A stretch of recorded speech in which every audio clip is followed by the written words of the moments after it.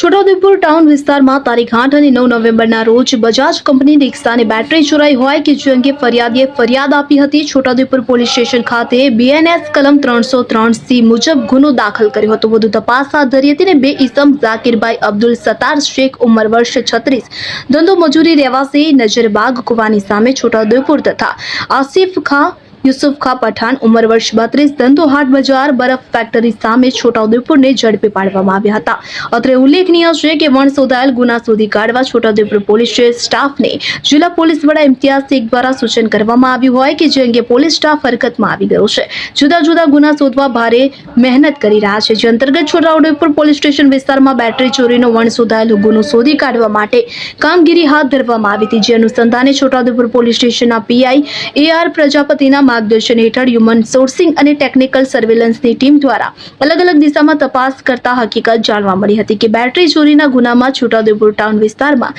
રહેતા ઝાકીર અબ્દુલ સત્તાર શેખ તથા આસિફ યુસુફ ખાં પઠાણ નાઓએ બેટરી ચોરી કરી હોવાની માહિતી મળતા પોલીસ સ્ટેશનમાં લાવી ઊંડાણપૂર્વક પૂછપરછ કરતા તપાસ કરતા સદરી ઇસમોએ બેટરી ચોરી કરેલ હોવાની કબૂલાત કરી હતી। આ બેટરીઓ છોટાઉદેપુર સરકારી દવાખાનાની સામે આવેલ ભારમલ ટ્રેડર્સના માલિક મોહમ્મદભાઈ ખુરશીદભાઈ વાસણવાલાને વેચી દેતા જે આધારે તપાસ કરતા ફૂલ ચાર્જ બેટરીઓ કે જેની કિંમત ₹6000 ગણી કબજે કરી આરોપીઓને અટકાયત કરી કાયદેસરી કાર્યવાહી કરવામાં આવી છે, જ્યારે વધુ કાર્યવાહી હાથ ધરવામાં આવી છે। છોટાઉદેપુર ટાઉન પોલીસ સ્ટેશન ગુના રજી નંબર 1560/25 BS ની કલમ 305C મુજબની ફરિયાદ તારીખ 21/12/25 દાખલ થયેલ, જેમાં ફરિયાદી શ્રી રાજુભાઈ માનસિંહભાઈ નાઓની બજાજ કંપની રિક્ષામાંથી અજાણ્યા ચોરીસમાં બેટરી ચોરી કરીને લઈ ગયેલ, જે અનડિટેક્ટ ગુનાના કામે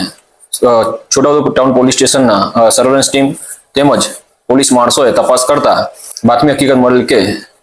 નજરબાગમાં રહેતા ઝાકીરભાઈ અબ્દુલ સત્તાર તેમજ બરફ ફેક્ટરી બાજુ રહેતા આસિફ યુસુફભાઈ પઠાણ નાઓ આ ગુનો આચરેલ હોય જેવી હકીકત આધારે તેમની પૂછપરછ કરી તપાસ કરતા તેઓ ગુનાની કબૂલાત કરી કુલ 4 બેટરીઓ કબજે કરવામાં આવેલ અને આ બેટરી તેઓએ ભારમલ ટ્રેડર્સના માલિક મોહમ્મદભાઈ ખુરશીદભાઈનો આપેલી, જેની તપાસ હાલ ચાલુ છે। બે આરોપી ગુનાના કામે અટક કરી પૂછપરછ કરી અને બેટરી રિકવરી કરી તે લોકો કોર્ટ હવાલે કરવામાં આવેલ છે અને અન્ય ત્રીજા આરોપીની તપાસ ચાલુ છે। શકીલ બલોચ, છોટાઉદેપુર।